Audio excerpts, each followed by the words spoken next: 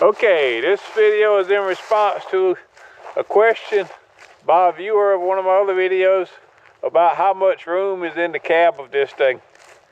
Here we have my wife sitting on board. She's a tiny little whisper woman. So it looks like she fills it up sitting here. There's plenty of room on the seat.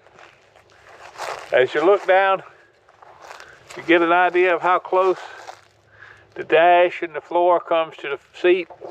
We're going to take some measurements of that in just a second. So hang on and we'll see if this thing measures up or not.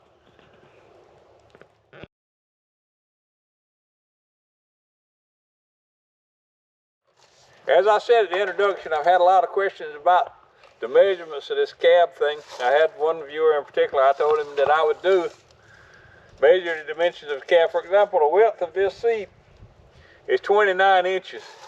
That gives you room between the parking brake and the differential lock. Now that is wide enough for two small to medium-sized people to sit in, or one large and one small. The distance from the seat back to the dash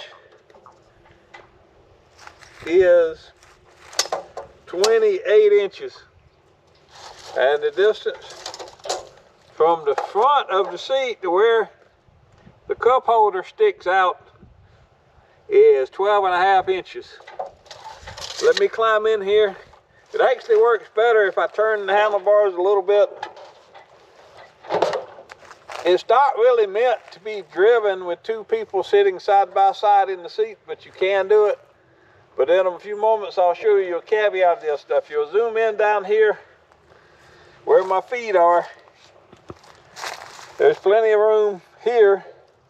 My knees are a good 5 inches from the closest part of the dash. The brake pedal is here. Like I said, it's actually set up for central operation and not for two people to ride up front. But we do it all the time with two people riding up front. So that gives you an idea. Let's measure how far it is, how much room you have in the floorboard here. Okay, the floorboard is 27 inches wide. It has this one central protrusion in it. And it is 17 3/4 inches deep. So that gives you, that's how much room you have in here. So you can make up your mind if this is the right purchase for you or not. Okay, now I'm going to sit down on this thing. Remember I gave you a caveat about riding two up on it. The seat is plenty wide enough for you see. Here, I can sit off to one side, but the handle controls are offset. And so is the brake pedals. And quite frankly, on this particular three-wheeler, you're better off to use the rear brake than you are the front brake. There's just so much weight on the back. The thing you have to watch out for is when you're turning, watch the handlebars here. They will protrude into the passenger space.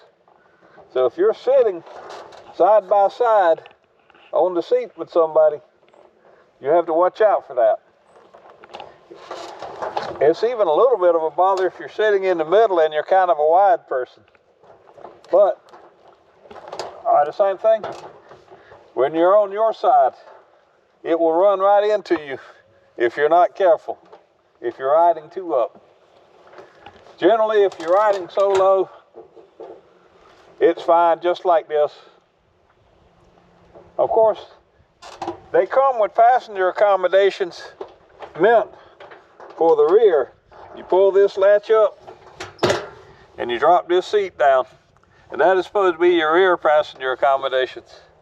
But we love riding around. We like being side by side, holding hands and acting like lovebirds and making all the young people look at us like, oh, gross, those two old people having a good time. So this is how we like to ride it, side by side in the front. But I hope that answers your questions about how much room this cargo trike has in the front on the cab section. It's plenty enough for us. Is it enough for you? Well, take the information that I gave you and decide. Until next time, Keep riding, keep wrenching, and always stay crazy.